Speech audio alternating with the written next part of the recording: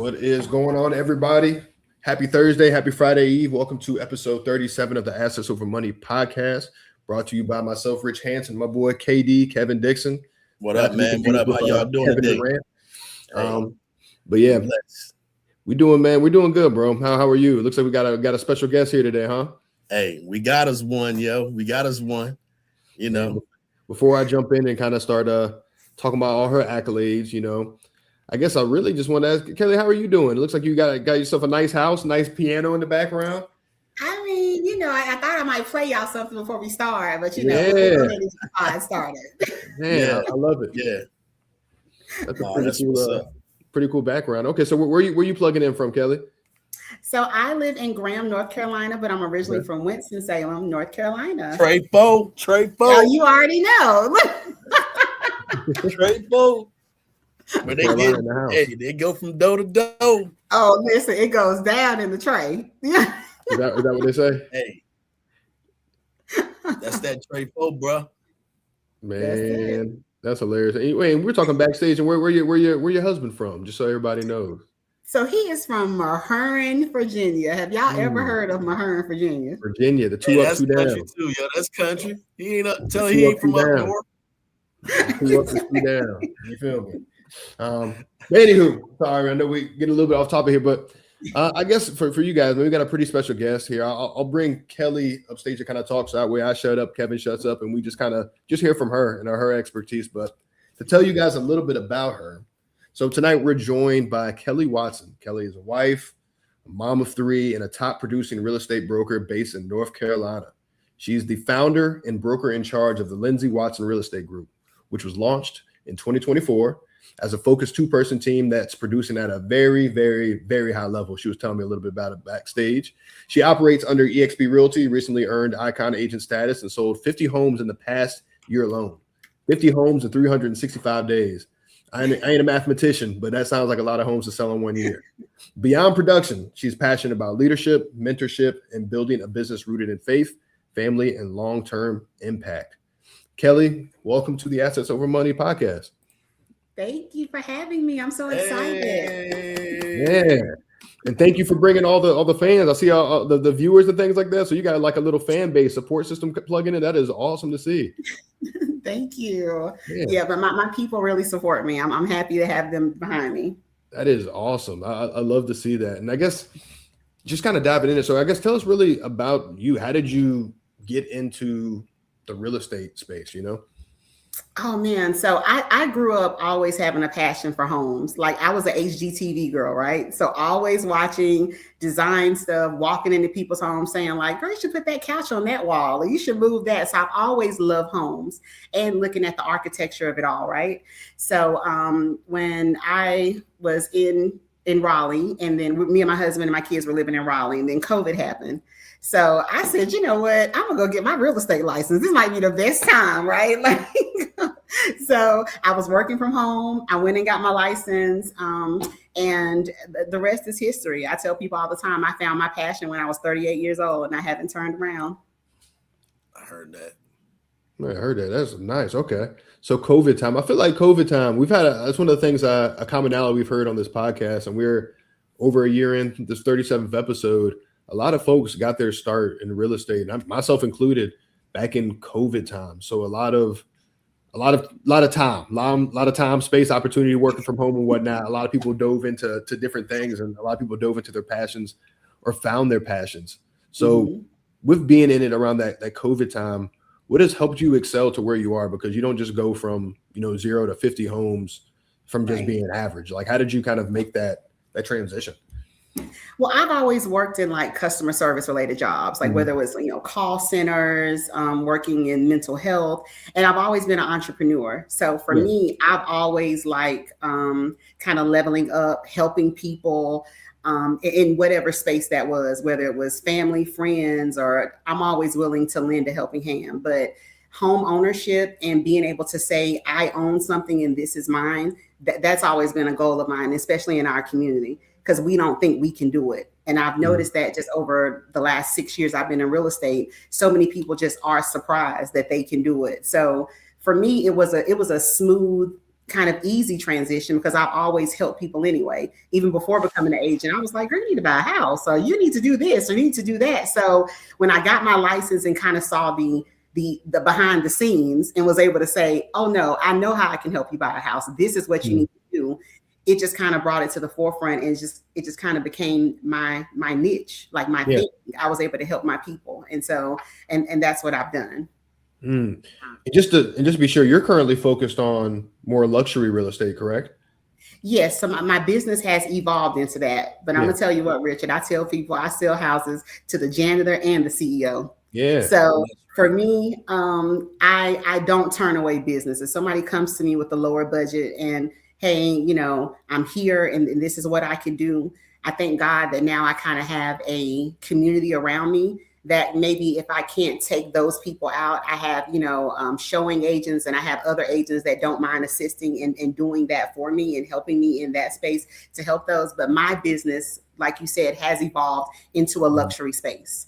So I am able to kind of help more higher end clients. But like I said, I don't turn away my people because I don't forget where I come from. Like Kevin said, I'm from the Bay, and everybody that I know, they don't make six figures a year, so I like to help in that realm also. Yeah. And just, I guess, kind of adding to that, right, is what's very, I guess, intriguing to me is again, selling 50 homes in a year. With doing that, you've obviously had to build some network, some type of base, or some type of really just credibility in the industry. How did you go about, building that to where, going from, selling your first home or your first couple of homes to where now people are coming to you? Was it more so referrals? Is it, the social media piece? Like, how did you kind of start building that foundation? So I'm a relationship-based kind of person. I kind of wear my heart on my sleeve. For people, they just know when they work with me, I treat them like family. So from the first home I sold, which was a referral from, at that time I was on a team, I got a referral from there, but that person then referred me to other people, and it kind of, a lot of my business has grown word of mouth. I'm diving into social media. I mean, I'm 43 years old, so I'm not that savvy on the computer. We were raised in a time we didn't always have that. So, but I am entering in that space and trying to get more social media leads and more things like that going on. But honestly, it really just came from me treating people well and those referrals kind of happening. And I was honestly saying, when I joined EXP, and you guys know my sponsor, his name is Dave Neal. Dave kind of took me, we went to real estate school together. So we've known each other for close to 6 years, but he took me under his wing when I came to EXP and kind of taught me like, hey, Kelly, this is how you get those referrals. This is what you need to be doing. So last year was my best year in real estate. And I think that's accredited to the community that I've built with EXP and just joining a firm that kind of believes in that. I would say I sold houses everywhere I was. Like, even before joining EXP, I was with other firms, and I've always been successful, Kevin. I mean, this is not a brag. This is just facts, right? It is what it is. Yeah. But I think when you get into right. But I think when you get into an environment that's nurturing and believes in you and motivates you and collaborates with you, you just tend to grow even, more at a rapid pace and brighter, and your future just starts to look more bright. So that's what happened to me this year. And I got one more question before I transition over to Kevin, because I know I've been talking a lot. And this is, I think it's something I'm always curious about when I see people who are performing at a high level, whatever industry that they're in, is what standard do you kind of hold yourself to that separates you from other, from other agents? So like, what kind of standard do you hold yourself to that most agents won't really hold themselves to? What do you see yourself as the biggest difference between, them? I would say integrity. Like, that means the world to me. Like, for me, I'm always going to operate in a space to where if it doesn't feel right to me, I can't put someone there. And for me, it's just not about getting a check. I think the consensus is that real estate agents make a lot of money, and that, we don't really do much for that money. That's kind of what people assume. But they don't see what kind of goes on behind the scenes and what kind of happens with that. So for me, I think what separates me is that, I have integrity. I move in that space to where, like, I'm not going to sell you anything I personally wouldn't want to be in. Like if it feels wrong to me and something's just not right with it, I'll tell a person. Like I even had a client, I even had to terminate our agency agreement because he wanted to buy a home that I was just like, no, like I can't. He was just like, well, this is the house I want. I can't, because I know you'll be the call I'll get in 6 months saying, you sold me this and you did this. So for me, I move in a space of integrity, honesty, and very relationship based. And I think that separates me and, you know, my community from a lot of agents out there, because I see a lot of people that come to us after they bought a home and they'll say, well, my agent said I couldn't do this and my agent gave me this and told me this. And I'm like, what? They did what? And I hear those stories, those horror stories, and I'm shocked and appalled. And I would never. So I don't move for the money. I move for like the love of it. I really love people and I want to see them achieve the dream of home ownership. Yeah. So it sounds like you go from a place of more so, you know, adding value to the person as opposed to trying to add value to yourself, which I think will take you a long way in any industry. And it's one thing to say it, but like, again, I mean, I don't know if you've been noticing, but we've had a lot of folks already commented on here that have been posting, that have been popping up here. Like, that's just a testament to you, what you're doing, and your, like, the culture that you're creating, not only for yourself, but it's contagious. Like, you got a lot of people logging in here to see you speak, and you're talking about this. It's very apparent that you're living it. But I think that is awesome. So I feel like every agent say they care about their clients, but like, do you though? You know what I mean? But like from you, I can clearly see that. And before I keep going, because I'm gonna go off on a tangent, I got a whole bunch more questions, but I need to be respectful, you know, to my boy KD. KD, what questions you got, man? Nah, man, I'm gonna tell you, man. When I first met Keli, she invited me down to her office in Greensboro, and I think Keli, you had just moved into that office, You was like, I don't care, just come on, you know what I mean? Just come on. And it was pouring down raining that day too. Remember that? Yeah. I was like, I'm about to pull up and see what she talking about. But I knew then that you were about service. You know what I'm saying? You were about serving folks and you were about making a difference. You know what I'm saying? You just know a leader when you see one, right? And, you know, ever since then, man, Kelly's been sending me all kind of stuff. You know what I mean? So some of it's good, some of it be butt. You know what I'm saying? But like, hey, at the end of the day, hey, she is on it, man. So that's why I wanted to kind of bring you in here, man, and kind of let you tell your story, because I mean, I think you're doing an amazing job. I think you know, we love to connect with good people, man. You know what I mean? So at the end of the day, like, I'm thankful for your presence tonight, and, you know, definite blessing for us tonight. So, man, just tell us the real deal, man. I know you're working for EXP. I mean, I know they have a ton of systems. Me and Rich talk about systems all the time. Tell us about the systems that you work with. You know, I know you're not a total, you know, geek on the geek squad or whatever, but at the end of the day, I know EXP has systems that blow most agencies out of the water. Just tell us a little bit about that. Yeah. So, you know, before coming over here, like I told you, I've been with other agencies before, but EXP is definitely internet, you know, systems and all those fun tools based. So, I mean, even their CRMs, they have like Lofty. I don't know if you guys ever heard of Lofty. It's like one of those, it's kind of like a follow-up boss kind of CRM kind of thing. So it's very AI integrated, but they give you the opportunity to choose between 3 different ones. So there's one called Close, there's Lofty, there's, I can't even think, is it Bold Trail? I think it might be Bold Trail. But anyway, I chose Lofty because it's AI integrated. And we all know we have to get into that realm of automation. Like this is how the people are winning. No matter what industry you're in, you need to be automating things. It's about working smarter and not harder. So I'm definitely, you know, enjoying that part of EXP. Also, their compliance department. And EXP is one of the only agencies that I've been with, and I've been with a few of them, that pays you within hours. I close on a house, you guys. I don't even have to go back to the attorney's house to get a check.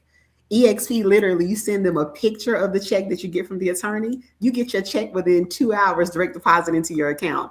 I'm used to old school. Okay, after I close on the house, we got to wait a few hours to record. I got to go back to pick up the check, take it to the office, put it in the machine, wait the next day. Nah, not at EXP. So it's a game changer. This is why I've been with EXP now, it'll be a year in April. So I haven't even done a full year, and I already have 22 agents on my downline. And that's because like literally I don't recruit people. I tell them my story. And literally my story and how my business has evolved and grown in the year. It's enough to make them be like, girl, I got to get over there. What they doing over there? And I'm like, it's not the company, it's the community. Right. So, but it's really elevated my career because it's such a global company. It's brought me to the forefront of eyes that didn't see me before. Yeah. Nah, that's cool, man. I mean, because like, just like you said, AI is kind of moving the way we're doing things right now. So like you guys have the AI and the CRM. Is there any other places that you're using AI right now to kind of enhance your business and, driving your leads? Yeah. I mean, so definitely using it I'm starting to use it for social media. I just hired me a virtual assistant. That is something, listen, I love the Filipino community. Shout out to them because, honey, they're changing lives, okay? Especially in the real estate industry. They're changing lives. I mean, they can do the work that it would take us probably all week to do in 5 hours. Right. So, and I know they're using a lot of AI tools. And I mean, I'm a ChatGPT lover. One of my good friends, Michelle, she's always teaching me. I think y'all have had Michelle on the show. She's always teaching me these prompts and these different things to put on there. So yeah, I would say I'm definitely using a lot of ChatGPT. I'm using a lot of AI with my MailChimp and different ways I'm kind of using it and I'm using it in Canva. I'm using it to farm. I would say I'm using it in every way to kind of lead gen and to talk to have touches with my people without me physically doing it because I'm busy. I'm not here showing the homes, getting the buyer's agencies agreement signed and doing all those things that legally I have to do myself. I can't hire anyone else to do. I'm doing those things. So I need AI to be touching people and to make it seem like they're getting the message directly from me, but it's really AI talking in my brand tone and in my voice. Right. AI is something else. I don't know what it's going to do for us in 20 years. It might take all our jobs. I don't know, but it really is making things a little easier for us. Yeah. So working smarter, not harder, right? Exactly. Yeah, man. That's sweet right there, man. I mean, you can't go wrong with AI right now. I mean, at the end of the day, man, it's just kind of taking over. I know for our business, we do the same thing, man. So like the automation is just being able to automate your business. It means it goes beyond words, you know what I'm saying? Where you don't have to be around. So, I mean, that's amazing, yo. So, I mean, I know Rick got some more questions too, but one thing I will ask, tell me about when you sold your first house and the experience that you had and, you know what I'm saying, how you got it across the finish line. Oh, so when I became a real estate agent, I was living in Raleigh at the time, but my sphere of influence, my people, my family, my friends are all in Winston-Salem. Yeah. So you guys, I was literally driving. I was still working my full-time job and I was a mother of 3. I was driving from Raleigh to Winston-Salem and I would go stay at my mom's house 3 days a week. Right. So, and I was on a team, a very famous real estate agent in Winston-Salem. His name was Clement Little. Huge. He taught me everything I know as far as foundation based with real estate. He got me on his team and he gave me my first referral was from him. It was a client. He was like, Kelly, I'm gonna give you this one and you just work it and see where it goes. It was a gentleman, and I think he had just gotten divorced from his wife and he was, wanting to buy a home and get out of there. So we ended up, going out to look at homes. We looked at about 3 homes, and this is what I'll say, and I hope nobody takes this wrong, but if one of my clients is a male, me and y'all listen to us women. If I have a man, we good listeners. I don't know what the misconception is. I don't know what that's about, but we're good listeners. Thank you for saying that. Exactly. I don't know where that narrative comes from that y'all don't listen, because y'all definitely listen. Right. But he was a single man at the time, and when I say the house that I wanted him to get, he bought. I mean, he just, you like this? I said, I think this will be perfect for you, and you can bring your kids here. And when I showed that man. Were you telling the truth though, or were you going for just the sale? No, I was telling the truth. Because I mean, I showed him 3 homes, and honestly, like the first 2 were kind of like, like I was just like, no, you can't live here. Like this is terrible. But when I showed him that 3rd one, I was like, this is it right here. And he was like, well, I don't know, how far is this from my job? And I was just like, well, do it now. We're standing here. Put your job address in. Like I'm a very, if you know anything about me, and people probably on the line can say this, I'm very like, let's look at it now. We ain't got time to don't go. You ain't got to go home and think about it. You ain't got to go home. No, let's do it now. Like don't. So he put the address in. He put his kid's address in, like where his ex-wife lived. And he was like, dang, you're right. This ain't as far as I thought it was. We put the offer in, y'all. Look, 30 days later, the rest is history. After that, I knew I could do it. Like I was rolling. My first year, I sold 14 homes. And only 3 of them were referred to me by my team. Yeah. Nah, that's what's up, man. I mean, no wonder you, hey, girl, you got it, girl. I ain't gonna say, you know that song, you got it, girl, you got it. Hey, hey, you killing the game, man. You know what I'm saying? So I'm gonna pass it to Rick, but I'm gonna come back to you because I got something else for you. Yeah, I definitely have a few questions. So currently, you have you said you have a team currently, like works directly, I guess, with you, and that's a 2-person team, correct? Yes. So with that, how do you go about growing that team, right? Like, talk about like one that, but I guess a part 2 to that question is what do you look for before bringing somebody into your world, on a professional sense? Okay. Well, initially I just wanted to start my firm. I never wanted a team. So I started my firm itself because I wanted to just, brand myself as the Lindsay Watson Group. Lindsay is my maiden name. Watson is my married name. And so I wanted to kind of, bring that together. And then I met another agent and she was like, Kelly, I want to be on your team. And I was like, I don't want a team. I don't have a team. She was like, well, I'm not coming to the firm unless I'm with you. And I was like, well, okay. So I started the team and I never really had ambition on growing it any bigger because I kind of prefer intimacy. Like I prefer being able to kind of have one-on-ones. I feel like sometimes you get too big, things kind of get watered down. And they're not able to touch me. A lot of people come to the community because they want me. They want to hear from me. They want to be able to talk to me. We want to be able to get Kelly on the phone. If I have 50 people on a team, I can't really talk to all of them, right? Unless I'm doing group sessions. And people kind of want that intimacy and that one-on-one. So with my team, it started off with just, 2 people, me and her, and we grew. We added on 1 guy that only worked out for a couple months, and then he left, and then she eventually went on. She started her own thing, and I have a young lady I brought on. So my criteria to be on my team is just to be hungry. Like I'm going to give you all the tools. I'm going to give you the blueprint. I'm going to tell you exactly what you need to do because I've done it. I started off on a team and I kind of started off being very raw and fresh in real estate and not really knowing so much about what to do as far as like, the steps of, getting someone. I knew how to talk to people, but I didn't know how to sell homes. So if a person comes to me and they're hungry and they're ready to eat, I want to feed you. That's what I want to do. But one thing I don't do, Richard, I don't really promote people coming on my team. Like I told you before, I had 22 people on my downline and some of my agents brought them on too, right? But I never say, oh, come join my team. I want you on my team. No, because I can help you be a great solo agent. I never, like, my goal is to not keep someone. It's kind of like a woman with a man, right? I don't keep no man that don't want to be kept. So I'm like that with agents, right? So I'm not trying to trap you in like you got to be with Kelly. No, go be solo, brand yourself. I want you to be great. I just want to be a part of your story. Like I hope one day when you tell the story and say, oh, I'm this mega agent and I'm selling 50 million a year. Keli Watson taught me this and she showed me this. I just want to be a part of their story. So I really don't promote my team that much. People want to join it, but it's not, it's not just about the team. It's about you growing and, you got into this business to be an entrepreneur. So, No, I think that's good. I guess along that same vein, as we've grown a team, I assume some of the goals you have may grow as well.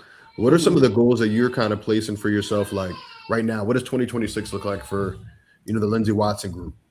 Oh man, so 2026 is about expansion. And I think you mentioned it earlier, like I'm also an owner of a property management company, the Lindsay Watson Property Management Group.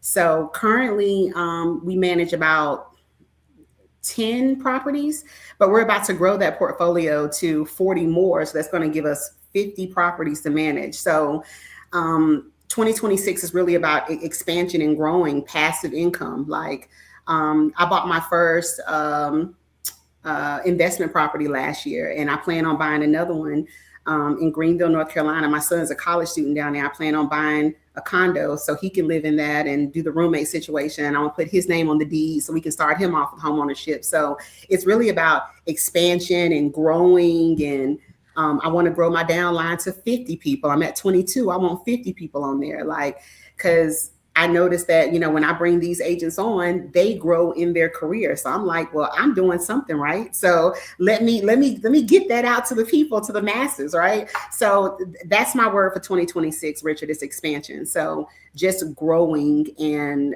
growing my business and just elevating. And, you know, I did 50 homes last year. I never had a goal of doing 100, but, you know, why not double yourself? So we'll see, you know. So, but now that I am in the luxury realm, like we talked about earlier, I may not have to close 50 to get to that number I want to be at, right? If I can get me about, 10, 15 luxury homes, you know, you know, if I can get Kevin to buy this $4.3 million home, I want him to buy, you know, look, that helps everything. Yeah. I know that's right, yo. Hey, and that's what it's about too, man. I mean, I'm to piggyback off what Rick was saying. I mean, you know, I know you're an independent contractor. I mean, do you have a 401k, or what's your retirement plans look like? You know what I'm saying? Because I know you planning for the future, right? So talk to us about what you planning for retirement, to walk away and to be able to do whatever you want to do and buy back your time. Tell us about that. Definitely. So I do have a Roth IRA. I invested in that a few years ago. So, you know, I put the max I can put in there, and which is not a whole lot, but I have that. And then not to toot EXP's horn, but they give us stocks with the company. Right. So I've only been with EXP, like I said, less than a year, and I would have like $9,000 in stocks, and, you know, and our 401k won't even do that at some companies you've been with a year, right? So, so yeah, I'm there. And then, you know, my husband, he works, he's a W-2 employee. Shout out to LC Industries. He works there. And so he has that. But my goal, honestly, is to pay my home off. Me and my husband, we have a 21-year-old in college, but we also have 2 younger kids. So by the time they graduate high school, our goal is to have our home paid off. And so we're taking the steps to do that. We have a financial advisor that we just started talking with in the last 6 months that's helping us budget and helping us kind of put things in perspective that way. So, I mean, we're saving. I put up a 5% each check I get, and which is not a lot, but, you know, you got to start somewhere, because I'm a spender, Kevin. I don't know if you know, like, I'm a shopper. And I'm trying to get out of that, but run it up. Run it. Look. Kevin, don't have me on here being silly. Stop. Nah, be yourself, man. Be yourself. Yeah, so yeah, I am putting things back, and I'm trying to show people that, you know, you don't need a lot of money to save. Start small, then, you know, grow that savings up. And so I do think I'm at a point in my career where I'm able to put back more than I used to be, right? So yeah, I'm definitely doing those things. Hey, that's what we like to hear. Rick, go ahead. I know I cut you off, dog. Go ahead, yo.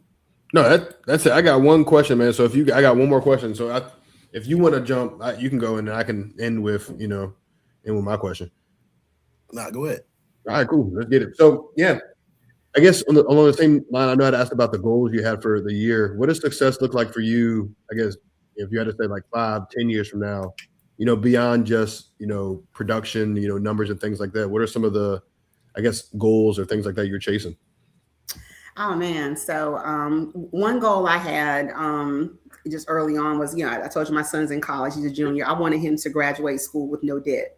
So even for my younger kids, you know, in the next 10 years, they'll be going to college. So I want to be able to take care of their tuition and not have them have student loans. I didn't want that. I mean, look, I'm 43 and still got a couple I'm paying off. So so that is a goal of mine. Again, another goal is to, you know, to be debt free. Like within the next 10 years, I would like to be living debt free. And I know we'll always be paying somebody, right? But I don't want to have a house payment. I don't want to have to, you know, be, you know, looking to say, oh, okay, I got this closing coming up. I don't want to have to think that way. And I'm almost to that point. in my own right. I don't want anybody on this line to think I got it like that yet, because I'm not there. But I'm striving for that. So honestly, Richard, my 10-year goal is to be debt free, to not be paying house payments, not be paying car payments. That's where I would like to be. And I think for me, that would free me up. And also, I don't want to be fumbling lock boxes in the next 10 years, right? Like I love real estate, and I'll always stay in this space. I tell my husband all the time, even if I was to hit the lottery, I would still sell houses, because I love it. I love selling houses. I love helping people. So I enjoy it. But I don't want to, like, I think I told Richard, but Kevin, before you got on, like, I just left a showing. I just got home at like 5:30. I've been out since 1:30. You working. Okay, outside. Okay, so I don't want to be that. I want to build me a network to where I'm able to funnel things to them and build their businesses up. That's what I would like to be doing. I'm able to do that on a smaller scale now, but I want to do that on a larger scale, to where when business comes my way, I'm like, oh, take this. Let me give this out to you. Let me give this to you. And I'm no longer doing it, but I'm still reaping the financial benefits and the pride of seeing them win also. Yeah. So kind of like, outside of the paying off the debt, kind of like diving more deeper into like the broker, hands-off broker kind of thing, if that makes sense. Okay. So you said dive deeper into just kind of being hands-off. So yeah, kind of like a hands-off broker. It was like where I can get in where I want to, but I'm still helping facilitate things and funneling, pushing people different places, kind of something like that. Yes. So I'm like currently I'm a broker in charge, right? So I run my own firm, broker in charge. But what I would like to do, like I said, 10-year goal is to have either my downline or a team situated to where I'm just basically a referral agent. I like this because business is going to come because, I'm kind of known and word of mouth and people I've worked with before. For example, I just helped a guy. I helped his mom buy a house 5 years ago, and I just helped him buy a house this year. So business kind of comes to me in that way. But hopefully in the next 10 years, when he calls me back and says, okay, Keli, I'm ready to buy my dream home, I can say, oh, I have the perfect agent that's going to help you with that. And I have someone I can just hand that off to versus me doing it. But I still get a percentage of it. And it's still under me, but I'm not actually going out there riding and putting all that mileage on my car and riding out. So just kind of being that referral agent. And like I said, funneling the business down. Okay. That's what that looks like for me in the next 10 years. Nice. Shoot, you may be able to hit that quicker the way you're going. From your mouth to God's ears. Okay. Like I'm hoping. We're going to speak it. We're going. That's what you got to speak it. Yeah. Yes, sir. But yeah, that's all I got, Kev. Take us home, man. So Keli, so I know you got 3 babies. You got one in college. How old are all your 3 kids? So and technically I have 4, and I'm sorry not to mention her. So I have a 21-year-old. He's in college. He's a junior at ECU. I have a 14-year-old bonus baby. She's my husband's daughter, but I call her my bonus child. She's 14. And then I have a 9-year-old. She's in 3rd grade. And then I have a 7-year-old. He's in 1st grade. And don't y'all judge me. I know I started back over. Okay. So I have those, and they keep me busy, y'all. Like I wonder sometimes how I do it all, but I guess by the grace of God and just keeping God, family, then real estate. And I'm not going to hold you. Early on in my career, it was kind of like God, real estate, then family. I felt like I was, because I told you I used to spend 3 nights in Winston-Salem, and my family was in Raleigh, and I felt like a lot of times I was not really giving my energy away the way I should have. I was giving it away to my clients and not giving it to my family. I would say, honestly, I probably just changed that within the last year. And that's because I kind of adapted or adopted more systems, more things. Like I said, getting the virtual assistant. I got me a real estate coach.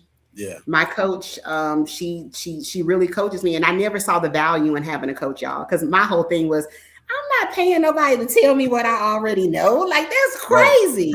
Right. But I'm telling you, having that lady, she's really changed the way I look at my business, the way I view a lot of things, because I kind of had a scarcity mindset. I'm not going to hold you with certain things. I just really didn't feel like I should pay for. Because it was like, oh, I can do that. I don't need to pay for that. Or just even having a transaction coordinator. Right. I went through a phase. I did all my transactions myself, y'all. Like I really did. I used to do the same thing, yo. You're the same, exactly. And because in my mind, I felt like, well, if I got to teach them how to do it, I might as well do it myself. And then I can do paperwork. I ain't gonna pay nobody else $400 to do no paperwork. Like, and I had to she kind of showed me, and just talking to other agents, like that's kind of a scarcity mindset. Because honestly, that's us. That's us. It's us. It's us. Why are we like that? That's the way we've been trained, because we've been dealing with nothing for so long. You know what I'm saying? If we can't do it, you know what I'm saying, then nobody can in some kind of way. You know what I mean? But at the end of the day, that's just the mental game that we've been, you know what I'm saying, we've been drugged with over the years, man, since American history. You know what I mean? Oh, so true. So true. But now I find the value in training someone, paying someone else to do it, and getting it done efficiently. Because when I was doing it myself, I may have made little mistakes because I was doing this and running here and go, you know. And so now having someone dedicated to do certain tasks and dedicated to do certain things, it frees me up, y'all. And I'm able to go to practices without being on my phone and taking phone calls. I'm able to go visit my son and, you know, I mean, just actually do family things and be a good wife to my husband, when before I was all over the place. Right. And I, you know, and my family probably, you know, my kids, I remember one time my daughter said to me, she said, Mom, you always on your computer. You always on the phone. Y'all, that hurt me so bad. Like it took me out. Like I cried. Like I was just like, wow, that's what she sees. And I was like, I have to change that. She can't think that about me. Right. So, yeah. So with that in mind, you know, we are the Assets Over Money podcast. You know what I mean? So at the end of the day, we talk about assets. So what are you teaching them kids? You know what I'm saying? I know you pushing education on them and you want them to be the smartest out there, but what are you teaching them about assets and cash flow and leverage? Well, my kids, all of them want to be real estate agents so far, except the oldest, he doesn't want to be one. But the youngest ones, they want to be real estate agents. They want to own houses. They want to go to showings with me. And so we talk about saving money. You know, they get money for doing certain chores. They get money for their birthdays. And, you know, my youngest one, he loved putting money on his little lunch account at school. But I tell him, I say, Kevin, his name is Kevin. So he got to be a good man, yo. You know he's a good man. So, but I tell them all the time, you know, you got to put your money up. You got to save it. You got to put it up. Don't you want to be able to buy this and do this? And so, you know, my goal is to, and I love my parents. I love them down. And, you know, but I was always kind of with this whole mindset of get it now, we'll pay it later, you know, get some credit cards or, you know, just go ahead and get that and you'll worry about that later kind of thing.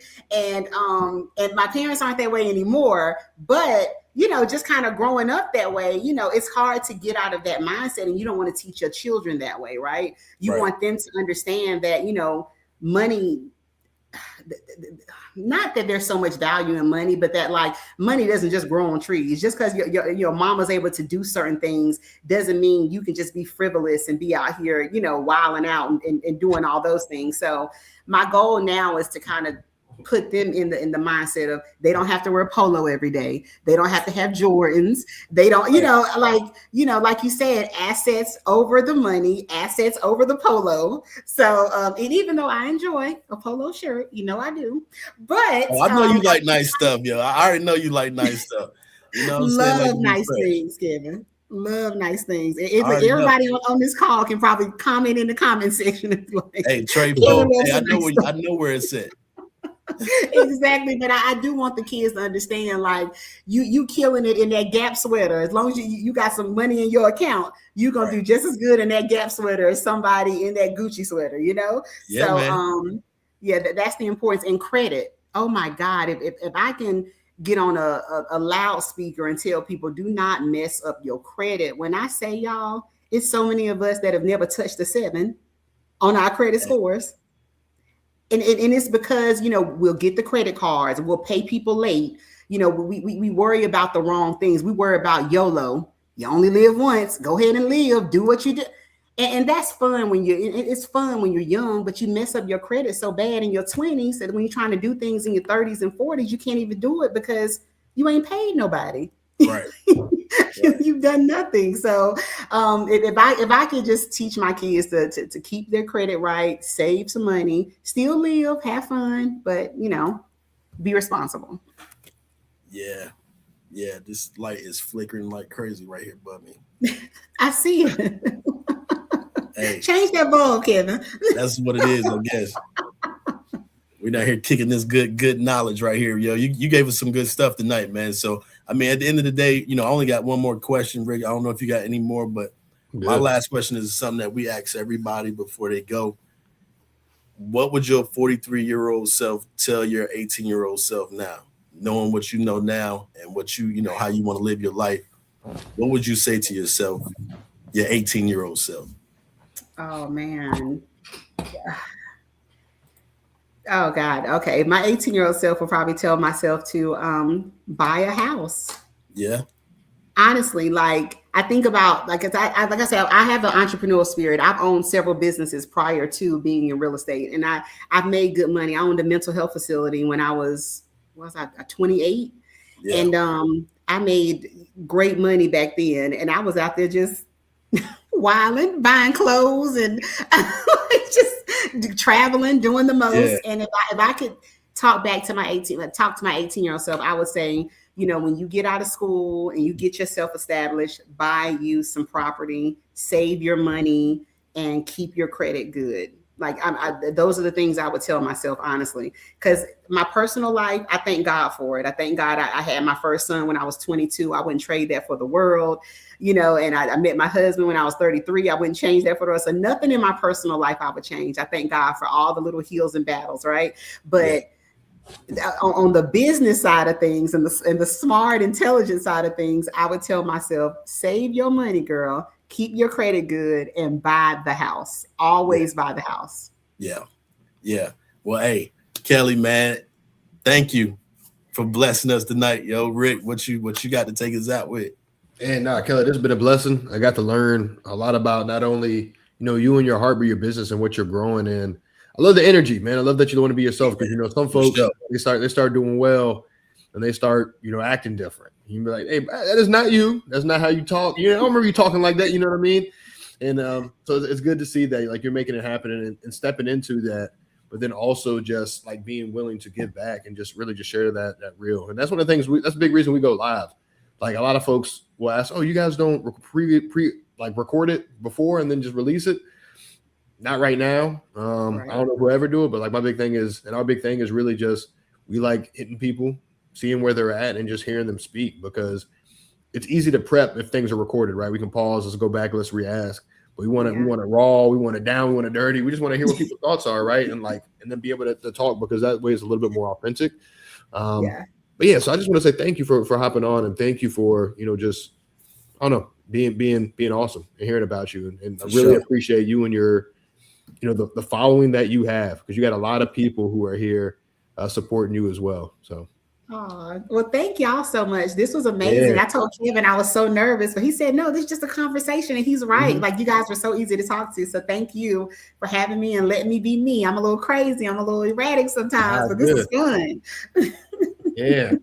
Well, all righty then, man. Hey, so for y'all out there, man, I hope you guys enjoyed this episode. This was episode 37 of the Ask Us for Money podcast. And Keli, how can people get in contact with you? Oh, listen. Okay, I'm on social media as Keli Watson. My handles are Keli _, and that's KELI _realtor. And you can follow me on TikTok, Instagram, Facebook. Please follow me. I'm trying to get in social media engagement. Follow me. Oh, there we go. We got it up there right there. Yeah. But awesome. But yeah, guys, this was episode 37 of the Ask Us for Money podcast. If you guys want to learn about something else, please just reach out to me or Kev and, we'll make it happen for you. But thank you again, Keli, and hope you guys have a good night.